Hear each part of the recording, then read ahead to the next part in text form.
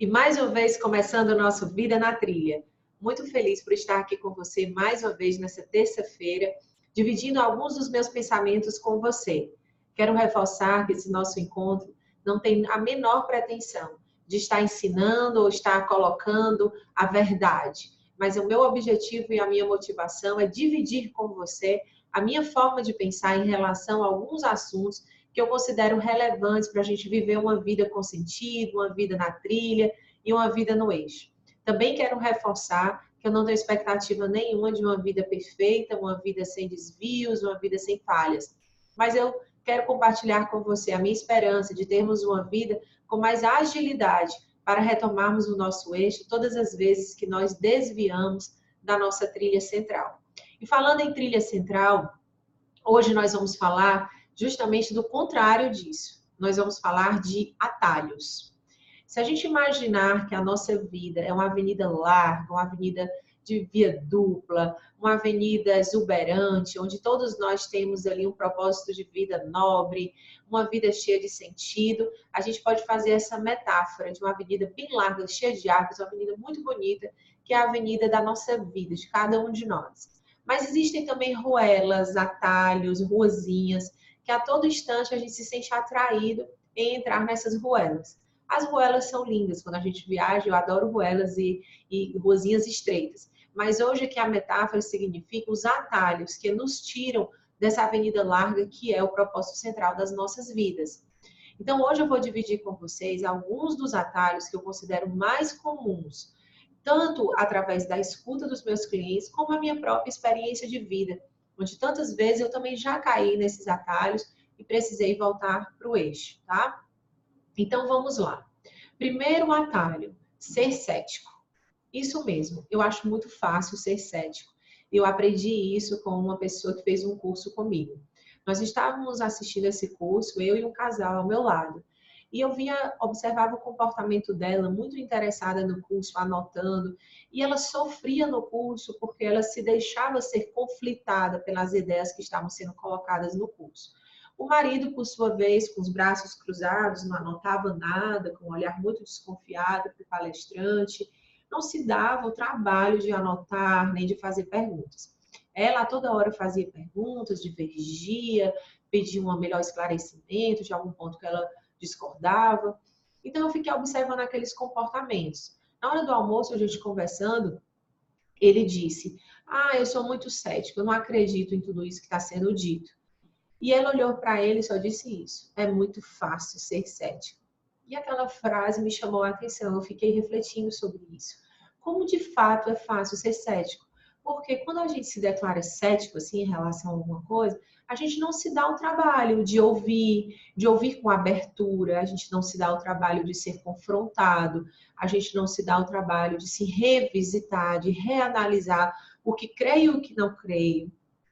A gente não se dá o trabalho de aprender, de rever. Né? Então, a gente se coloca numa situação à parte daquele momento. Ele não precisou nem sofrer, porque ele já se declarou no ponto de partida cético. Todos nós somos céticos em relação a alguma coisa, não tem problema ser. Porque ser cético é não acreditar, é duvidar. Nem todos nós não acreditamos em alguma coisa. Mas o problema é a gente já se titular cético de uma forma generalizada. É uma pessoa que é difícil de mudar de ideia, que de tudo duvida. Então, isso eu chamo de atalho. Atalho para não optar pelo protagonismo, atalho para não optar pelo caminho humilde de rever seus pensamentos. Então, fica aí a dica para você começar a pensar e colocando todos esses atalhos no contexto da sua vida.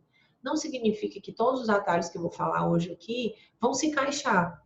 Pode ser que dos 7 que eu vou dividir com você, um ou outro fale mais alto. E para mim não importa se é 1, se é 2 ou se é 3, a quantidade de interfaces com a sua vida. O que vale é de tudo que eu falei, algo de concreto, ter sentido para você e gerar transformação. Então vamos lá, continuando. Segundo atalho, ser indiferente. Tão fácil quanto ser cético é ser indiferente. E é muito parecido. Indiferente é você ficar naquela postura também de passividade.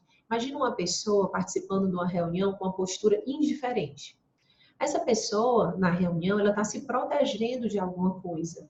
Inconscientemente, tem algo ali que ela está camuflando, mascarando, né? E muitas vezes a indiferença mascara ou nos blinda ou nos protege do nosso medo de responsabilidade, de compromisso, de atividades que possam surgir, por exemplo, depois da reunião. Então, o indiferente está na situação mais fácil, não precisa falar, não precisa se posicionar, não precisa discordar, conflitar e não precisa fazer nada depois da reunião. Então, fica numa posição de isento, né? Fica isento de qualquer coisa. Então, isso é um mecanismo também de atalho, de sair da via dupla, da participação, do protagonismo e do posicionamento para ser café com leite, né? Para se colocar ali sem valor, sem participação. E, na minha opinião, a indiferença ela é exatamente o ponto antagônico do amor, né? De você tudo fazer por amor. Porque a indiferença é quando você abre mão, né? Você joga a toalha. Às vezes é melhor a raiva do que a indiferença, porque a raiva ainda mostra uma evidência de luta, de briga por alguma coisa. E a indiferença é quando não se luta mais por nada, né? Assim, não se gasta energia por nada. É tanto faz, né? Então, eu vejo a total ausência de amor, né, numa atitude de indiferença. E não tem vantagem de optar por esse atalho. É mais fácil, mas é totalmente isento, não tem sentido, né, viver numa postura indiferente. É deixar a vida passar sem, de fato, vivê-la. Esse é o segundo atalho. Terceiro, não conviver. Não conviver é um atalho que favorece a paz, entre aspas. Porque também é muito fácil ficar em paz com quem não se convive, com quem não se relaciona. Um casal que vive em paz, porque nunca briga, porque nunca dialoga, porque mal se vê, porque cada um tem o seu projeto de vida. Não convive com os filhos, por isso está em paz. Não convive com sua equipe de trabalho, por isso se sente em paz. Então, é importante hoje a gente pontuar aqui a diferença de estar em paz e viver em falsa harmonia. Eu vejo muitas discussões em empresas familiares ou times de trabalho, ou no contexto familiar, onde as pessoas estão vivendo uma falsa harmonia, não uma paz. Então, que a gente possa também refletir sobre isso, questionando a qualidade dos nossos grupos, né, que fazemos parte.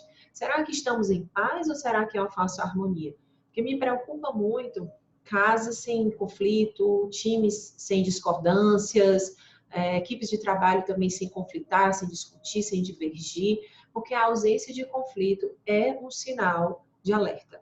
É um sinal de alerta porque muitas vezes significa ausência de diálogo, ausência de espaço para a gente colocar os nossos pontos de incômodo, as nossas discordâncias.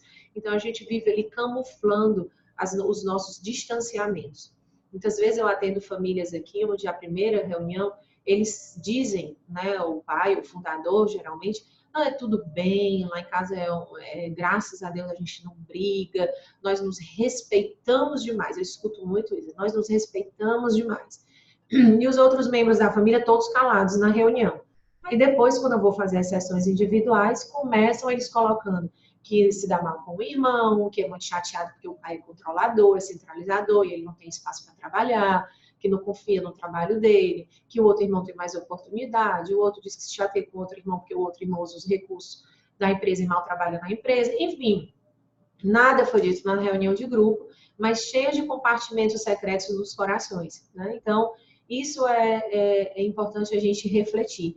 Conviver não é só estar juntos, né? Quando eu falo em conviver, é a gente ter esse espaço para a gente se expor verdadeiramente aquilo que a gente sente, né? E os nossos pontos de incômodo, como também os nossos sentimentos positivos de reconhecimento, de elogio uns aos outros, né?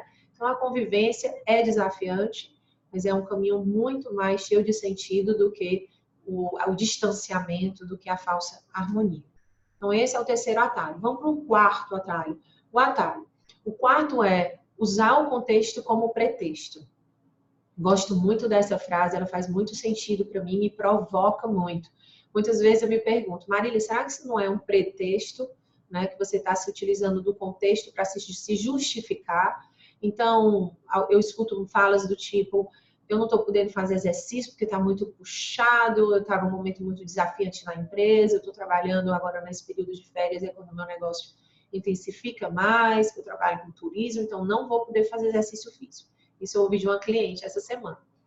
E eu perguntei a ela, né, quantas pessoas trabalham com turismo e também fazem exercício? Será que não tem ninguém, no mundo que trabalha com turismo e que consegue fazer exercício em dezembro e janeiro. Então, não tem razão, mas ela se utilizou do contexto na tentativa de usar esse pretexto, mas que não colou, né? Então, eu a provoquei para ela ver que não tinha fundamento o pretexto dela. E um dos contextos que eu percebo também muito comum é escutar das pessoas que têm experiência de autoconhecimento se baseando em testes de autoconhecimento. Vou dar um exemplo. Eu escuto muito o Enneagrama, que eu admiro demais. Mas eu vejo pessoas falando do tipo, Marília, eu agi assim porque eu sou do tipo 1. Ou o fulano agiu assim porque é do tipo 3. Eu não consigo me posicionar porque eu sou do tipo 6. E assim vai. As pessoas vão dando justificativas em cima de diagnósticos. Ou, Marília, é porque eu fiz uma experiência dos temperamentos e eu sou melancólica, então por isso que para mim é mais difícil ficar assim animado com energia. Porque é o meu temperamento mesmo, eu tenho que me aceitar como sou. Ou o outro diz, eu sou explosivo, porque eu sou colérico, porque eu sou comandante no teste tal, porque eu sou um líder alfa, ou porque, eu não consigo me organizar porque eu sou do tipo P no MBTI, e assim vai. Né? Muitos diagnósticos, ou diagnósticos terapêuticos, do tipo, isso é porque é um padrão familiar, né? E eu tendo a repetição, é difícil eu quebrar essa repetição. Então, o diagnóstico, ele é muito importante, mas ele deve ser um instrumento, uma experiência de luz para a mudança, e não para justificar um pretexto do porquê que você não está mudando. Então, eu tenho percebido muitas pessoas usando as experiências de autoconhecimento na via contrária da sua razão de existir, porque o autoconhecimento é para mudar e não para justificar o porquê que você não mudou. Né? Então, é importante a gente refletir sobre isso, se você tem utilizado algum pretexto, né? O quinto atalho, negar a realidade. Aqui eu queria lhe pedir permissão para colocar aqui um tom um pouco mais provocativo, mas jamais querendo condenar ou criticar ou julgar. Eu tenho algumas críticas do momento que estamos vivendo, né? Da nossa geração, onde a gente está se expondo de tal forma que muitas vezes a gente mascara, né, a realidade. E eu vejo muitas pessoas, realmente na versão Instagram, querendo fechar os olhos, né, para o problema que está instalado tão perto. Então, é uma foto familiar feliz, mas cheio de problemas intrínsecos, vivendo um momento crítico, um problema familiar que apareceu ali naquele contexto, mas todo mundo se faz que é lindo, que é maravilhoso, que está todo mundo feliz. E não, tem um problema, isso é problema. Não vamos chamar esse problema de bênção, pode ser uma bênção o problema, mas não na versão romântica da coisa, né? Então, eu vejo muitas pessoas usando esse atalho do romantismo, da poesia, até de uma frase de um autor para justificar essa realidade. Eu conversando com uma pessoa e a pessoa me disse, me mostrou um vídeo, né, do Mário Sérgio Cortella falando que a casa onde os talheres são arrumados e as almofadas sempre no lugar é uma casa sem vida. E aí essa pessoa colocou mostrou esse trecho do Mário Sérgio Cortella dizendo assim, tá vendo como a minha desorganização não mostra que eu sou louca? Assim eu me sinto até um pouco normal. Mas, na verdade, a desorganização dessa pessoa é extremamente fora da linha da curva. A casa é toda desorganizada, não tem limpeza, mas aí a pessoa extrai um pedacinho de um vídeo, de um contexto da palestra do Mário Sérgio, que, por sinal, eu conheço essa palestra dele, e aí extrai só um pedacinho ali para mascarar a realidade do seu problema.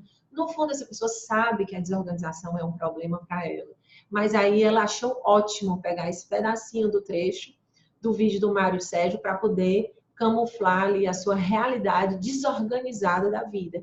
Então, a gente às vezes tem esses mecanismos inconscientes. O que o Mário Sérgio estava falando era dentro de um outro contexto, né? Ele querendo falar das imperfeições, que a vida não é toda perfeita, não é toda limpinha, que existe o talher sujo, a almofada torta. Mas em nenhum momento ele estava validando a desorganização como algo normal, como um estilo de vida aconselhável. Né? Então, isso são negações que a gente tem da realidade. Problemas instalados, mas que a gente faz questão de não ver e ainda contar poesia e romantismo em cima do que está bem ali diante dos nossos olhos. Às vezes um filho com um problema, com alguma necessidade especial, que eu vejo pais quererem, se fazendo que não tem nada de anormal, né? E enquanto é preciso encarar aquele problema ali de frente e tantos outros exemplos, né, que eu vou observando na vida ao meu redor. O sexto atalho, optar pelo caminho mais fácil. Muitas vezes a gente opta pelo mais fácil, mesmo sabendo que não é o caminho certo. E eu não estou dizendo aqui que o caminho certo é sempre o mais difícil, mas na minha opinião, raramente o caminho certo é o mais fácil. Se eu parar para pensar na minha vida, talvez na sua, se você possa pensar também, eu não consigo me lembrar um desafio que eu tive, onde o desafio mais fácil foi o que me trouxe mais ganhos. Ou uma pessoa conquistada, que eu queria conquistar, ou quando fui conquistada, onde a melhor pessoa foi a mais fácil de conquistar. Ou uma experiência de trabalho que o melhor era o mais fácil. Uma seleção que a melhor era mais fácil. Ou um treino de exercício físico onde o melhor é o mais fácil. Eu não consigo me lembrar. A maioria dos exemplos de momentos relevantes da minha vida, de desafios profissionais que venci, foram os mais difíceis, que me trouxeram os mais ganhos, mais aprendizados, que exigiram esforços. E muitas vezes a gente opta por um caminho mais fácil, só porque a gente não quer se esforçar na medida que é necessária. Né? Então, às vezes, também um filho que precisa de uma atenção a mais, ou uma dedicação mais que você precisa nos estudos, então você opta por uma universidade mais fácil, embora você queira a outra, você saiba que o certo é outra. Então, que a gente não opte por caminhos mais fáceis só para nos proteger. Isso é outro atalho muito, muito comum eu ouvir as pessoas apresentando nos seus discursos. E o sétimo, negar os dons. Negar os dons é um atalho muito comum também, onde as pessoas têm consciência do que elas podem, do que elas são capazes, mas é mais fácil dizer que eu não sei, eu estou confusa, eu não nasci para isso, eu não estou preparado. Eu escuto muito essa frase, eu não estou preparado, por isso eu não posso assumir. Né? E eu costumo dizer que prática não é aquilo que a gente faz quando a gente é bom, é aquilo que nos torna bons. Ou seja, se você está esperando estar bom o suficiente para depois entrar em prática, esse dia nunca vai chegar. A prática é o que vai te tornar bom naquilo. Então, a gente precisa, muitas vezes, na vida, dar passos, mesmo não estando totalmente preparados. A gente precisa ir com um certo preparo, mas com um nível também, um gap aí de conhecimento e habilidade que faz parte da caminhada e do crescimento. Vejo muitas pessoas, por exemplo, negando o dom da liderança, o dom de liderar equipes, um dom de servir. E as pessoas acham mais fácil dizer, eu não sou digno desse chamado, eu não sou digno dessa missão, porque é mais fácil, né? Eu sou humilde, sou nobre, mas na verdade é uma estratégia inconsciente de assumir um caminho que vai dar mais trabalho. Porque quando a gente assume o dom de cantar, o dom de compor, o dom de liderar, o dom de aconselhar, o dom de ajudar, nos dá mais trabalho, exige mais esforço, exige mais dedicação. Então, isso também é um atalho bem comum da nossa vida, né? Então, assim, baseado nesses 7 exemplos de atalhos, eu agora gostaria de compartilhar com você uma tela que eu preparei aqui para lhe ajudar, caso você queira, volta aqui um pouquinho, desculpa. Caso você queira depois refletir com mais calma, eu vou deixar algumas frases de reflexão, tá? Então, a primeira que foi ser cético. Quem não quer ouvir justamente por dizer crer no que digo não acreditar. Desculpa, eu tenho um erro de digitação. Então, resumindo essa frase, quem são as pessoas que você tem evitado ouvir só porque elas dizem acreditar naquilo que você diz não acreditar? Então, assim, será que você tem segmentado, conversado só com pessoas que só reforçam o que você crê? Ou você tem se permitido trocar ideias e conversar com pessoas que dizem crer justamente naquilo que você não acredita? Então, isso é importante você refletir sobre suas resistências, né, que podem estar presentes no momento. E assim, eu queria só voltar aqui no ser cético uma coisa. De novo, lhe pedindo permissão para usar um tom mais provocativo, mas jamais de julgamento. Na minha opinião, não tem nada de belo ser cético. Se titular cético. Eu vejo, às vezes, as pessoas enchendo a boca para dizer que é cético, porque dá até assim um poder, uma autoridade, um respaldo, como se isso fosse um sinal de força. Mas isso eu acho, na minha opinião, um sinal de fraqueza, um sinal de pouca autenticidade. Né? A pessoa está achando que está forte, mas na verdade ela está expressando uma fraqueza muito evidente. Porque eu escutei de uma pessoa falando recentemente, dizendo, pessoas inteligentes mudam de opinião. Então, assim, para mim não é nada inteligente, não é nada sábio ficar se titulando cético.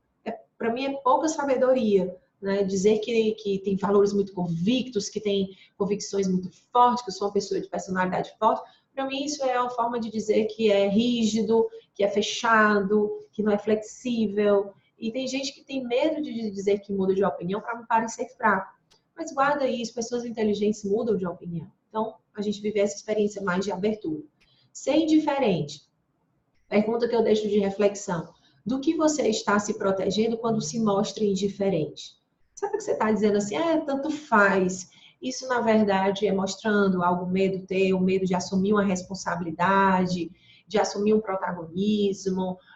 Será que isso é uma forma de você, sei lá, se colocar por cima, né, assim, da situação? O que de fato você está protegendo? E é importante você pensar em que situações você se percebe sendo indiferente para você fazer o ajuste, porque a indiferença nada vai lhe agregar.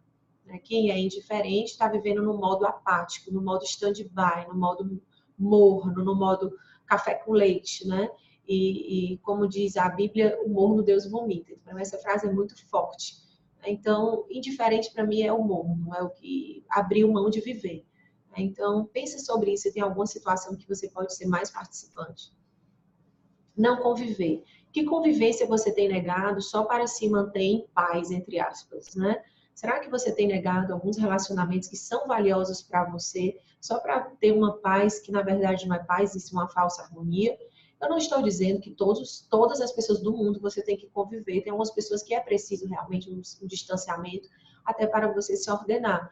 Mas existe, organizar, desculpa. Mas existem alguns relacionamentos que você não pode e nem quer no fundo do seu coração evitar. Mas você, de alguma forma, para se proteger e para não exigir de ti, você está negando essa convivência e que no fundo do coração a tua consciência fala que já é hora de você resgatar essa convivência, né, verdadeira e não ter medo de falar abertamente sobre com essas pessoas que são caras para você, sobre os reais sentimentos inseridos no grupo, na família, na equipe. Usar o contexto como pretexto. Que justificativas você tem apresentado para falta de ação? Será que você tem tido boas intenções, mas tem usado o contexto como pretexto para justificar a razão de você não estar colocando essa intenção em prática? A intenção e a ação tem um gap enorme. Então, que gap é esse? O que está impedindo essas suas intenções positivas se transformarem em ações? Se você puder colocar no papel intenções positivas e do lado na coluna razões porque eu não estou fazendo essas intenções, dessas razões você vai ver que umas procedem, mas uma grande parte não procede, não tem fundamento, é só pretexto. É só historinha que você está contando para si mesmo que não vai colar por muito tempo para você. E falar em história, essa é a próxima pergunta. Negar a realidade. Que história você tem criado para mascarar a realidade? É uma pergunta mais provocativa, mas que faz um efeito enorme. Será que você tem contado historinha para si, para os outros, para a sociedade, para justificar, para desfigurar, para mudar uma realidade que você sabe que não é a que você está contando? Então, será que no teu discurso, você mesmo está acreditando num discurso só por repetição, de tanto que você fala? E não é hora de você tirar o véu e olhar essa realidade de frente, e deixar de florear o problema que está instalado bem na sua frente? Isso é uma pergunta também de reflexão.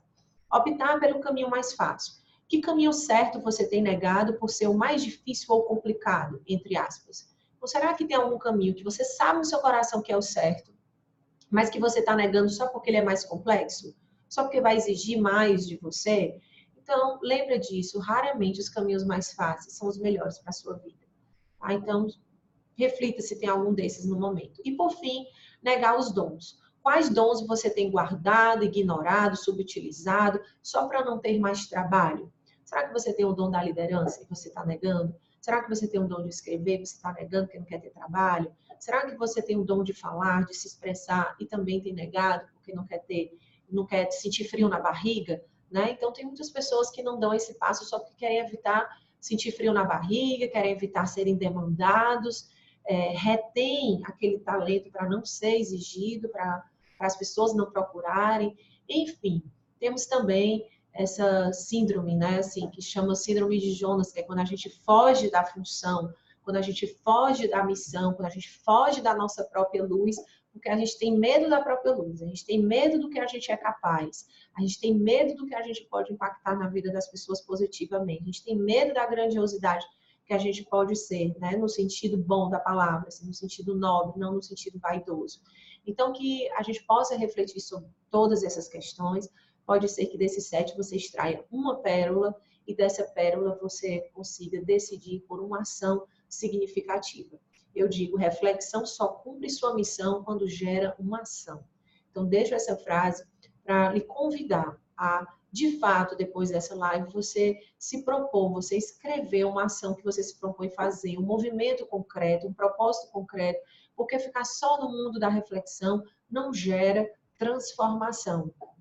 E essas lives, para mim, só terão sentido se estiverem impactando verdadeiramente em mudanças de comportamento, de ação, na vida de cada um de vocês que está me ouvindo hoje aqui.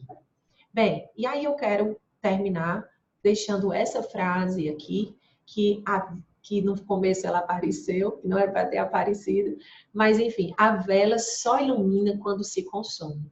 Eu conversando com o padre Eugênio, que é um grande amigo meu, e ele citou essa frase, que não é dele, também é de um outro padre, eu não me recordo o nome, mas tomei a iniciativa de dividir aqui com você, porque eu achei de uma simplicidade e de um sentido tão valioso. E eu fico aqui termino aqui fazendo um convite para você ter essa coragem para se deixar ser consumido. Vou tirar aqui só para falar mais pertinho de você. Você ter essa coragem para viver a sua via larga, a sua avenida dupla. Se a gente fizer a metáfora com essa frase, para mim, viver apagado é viver no atalho. Quando a gente opta pelos atalhos, é quando a vela se apaga. E a nossa vela só acende quando a gente está nessa avenida central da nossa vida. Então a gente tem que ter essa coragem para a gente não querer poupar a nossa vida, né? Como também diz na Bíblia, aquele que poupa a vida perde. Então, a vida é para ser consumida mesmo, é para a gente se deixar ser consumido de amor, de serviço, né, de doação. Então, essa fala de hoje foi para lhe instigar a ter coragem para tirar os atalhos da sua vida, né?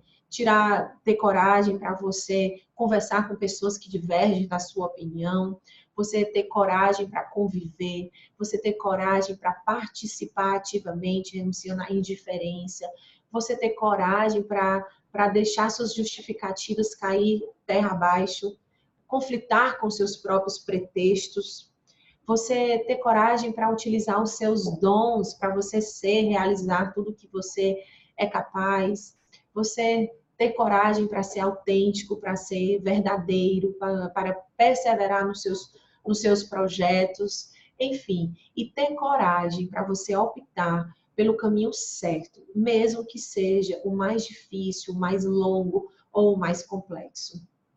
Isso é o que eu mais desejo, é o desejo sincero do meu coração para essa noite de hoje, que você saia daqui movido, energizado, para voltar para a sua avenida central, caso você tenha se percebido durante essa minha fala em algum desses atalhos. Nós precisamos de você, é na avenida que você nasceu para viver. Nessa avenida larga, exuberante e cheia de sentido, tá bom? Espero que tudo isso tenha feito sentido também para você e que você possa compartilhar com as pessoas, os seus amigos, caso você esteja achando que essas noites estão sendo válidas. Vai ser uma grande contribuição para o meu trabalho, que eu lhe agradeço desde já, e acredito que também vai ajudar as pessoas que você indicar, né, esse nosso encontro aqui. Deixe um comentário, se inscreve no nosso canal, vai seguindo pertinho da gente. Desde já agradeço antecipadamente pela sua fidelidade, por caminhar aqui perto da gente, tá bom? Até próxima terça-feira. Foi ótimo estar essa noite com você.